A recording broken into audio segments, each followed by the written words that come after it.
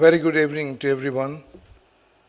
Dr. Rajkumar Ranjan Singh, His Excellency, Union Minister of State and External Affairs and Education, Professor Sachin Saturvedi, Director General, RIS, New Delhi, Ms. Geetika Srivastava, Joint Secretary of Indo-Pacific, Ministry of External Affairs, Mr. Koji Hachayama, Chief Operating Officer, Area Jakarta, Dr. Prabir D, Professor and Coordinator of ASEAN-India Center at RIS, Dr. Ramesh Kodamal, Co-Chair ASEAN-India Business Council, Your Excellencies, distinguished guests, ladies and gentlemen. It is good to be here, and I would like to express my deepest gratitude to the organizers, the Ministry of External Affairs, and other relevant agencies for making this Delhi dialogue a great success, and for the kind gesture of granting me such a privileged opportunity to address this forum. These 2 days, dialogue marks the first time that most of us have gathered face to face in over 2 years. We met at a time of renewed hope and determination. The pandemic has had a profound impact on all our lives, on what we value, what we prioritize, what we do, and how we do it. Whichever way we look at it, the pandemic ripped up the playbook and gave us a chance to write a new exciting chapter for India's relation with the Southeast Asia region, pivotal to our shared economic well-being and prosperity. I have come here because I am deeply convinced of the need for India to engage more with ASEAN. In the last 3 decades, ASEAN and India have elevated their relations to the level of strategic partnership, encompassing each and every important regional and global idea. I am pleased to note that the tone of yesterday's and the earlier discussions on bridging the Indo-Pacific has underscored that the bilateral spirit of cooperation between ASEAN and India is intact and strong. Both parties need to leverage each other's strengths, accommodate their respective constraints, and recalibrate and re-energize their overall cooperation despite current regional challenges and external shocks. Given that the geopolitical dynamic of major powers rivalries would have a great bearing on the peace and stability in the region, both ASEAN and India have a significant role to play to make the Indo-Pacific an area of continued peace, as well as to support the strengthening of ASEAN's centrality in the evolving regional architecture.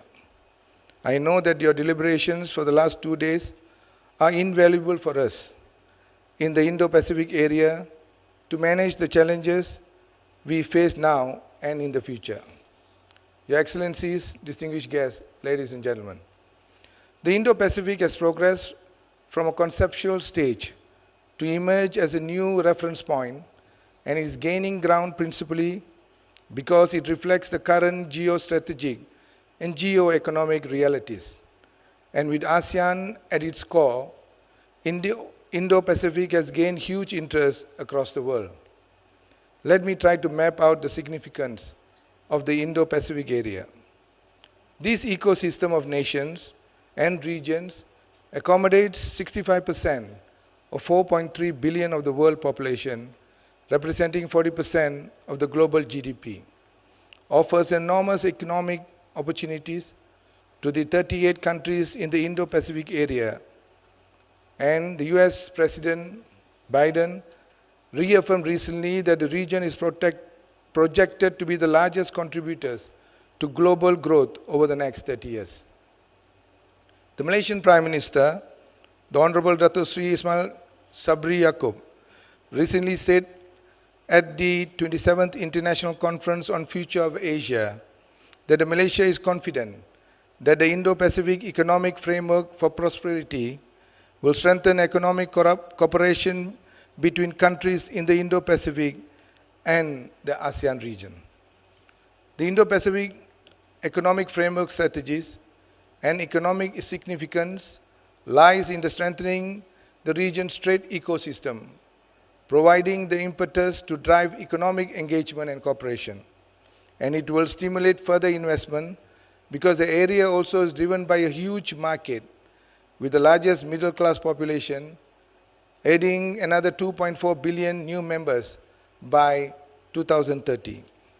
Against this backdrop, Malaysia welcomes opportunities for ASEAN and India to harness the complementary between ASEAN outlook on Indo-Pacific and Indo-Pacific Oceans initiatives, and further explore enormous opportunities for plausible cooperation in the ASEAN priority areas identified under the ASEAN Outlook on Indo-Pacific through ASEAN-led mechanism to strengthen the emerging regional architecture on Indo-Pacific. Malaysia is with India in building a deeper partnership for ASEAN as well as Indo-Pacific. We hope India would continue to make use of ASEAN-led mechanisms such as the East Asia Summit and the ASEAN Regional Forum to strengthen mutual confidence and trust and enhance practical cooperation among the key stakeholders of our region. We now need to enhance their role in fostering a deeper and more sustained regional integration. And this 30th anniversary of the ASEAN-India relations is a timely reminder to step up cooperation comprehensively in areas of mutual interest. Your Excellency, distinguished guests, ladies and gentlemen. Therefore, I am pleased that during the 22nd ASEAN-India Joint Cooperation Committee meeting held at ASEAN Secretariat on the 23rd of March this year, both parties have agreed in implementing the ASEAN-India Plan of Action 2021-2025. Both sides reiterated their commitment to effectively continue the implementation of the Plan of Action to ensure the depth and breadth of the engagement between ASEAN and India to benefit the peoples of both sides. A key area of ASEAN-India engagement is our trade and economic ties. India remains to be an essential and strategic trading partner to ASEAN. In 2020, India was ASEAN's sixth largest trading partner with a total merchandise trade amounting to US $65.7 billion. It is more relevant than ever for both ASEAN and India to engage more substantially to revive and reignite the ASEAN-India two-way trade and investment, to effectively recover from the devastating socio-economic impacts of the COVID-19 pandemic. It is equally important that our efforts and resources be prioritized in strategic areas such as tourism, health, digital economy, science, technology, innovation, research and developments in diagnostic, vaccines, and treatment of COVID-19 and biotechnology. But the truth is that while it is encouraging trade and investment between ASEAN and India are much lower compared to ASEAN links with other trading and dialogue partners such as China, Korea, Japan, and US, and the EU. For example, the US business community roots in the region are deep and in fact proven to reach its highest ever level in 2019 at US $182 billion in the region. In this context, I believe there is still a lot more that can be done by the governments of ASEAN and India to facilitate trade and investment flow between ASEAN and India. In relation to that, Malaysia strongly believes that the review of the ASEAN-India Trade in Goods Agreement is important to ensure that the agreement remains relevant and adapting current global challenges and business climate, paving the way for a more dynamic and robust ASEAN-India trade relation.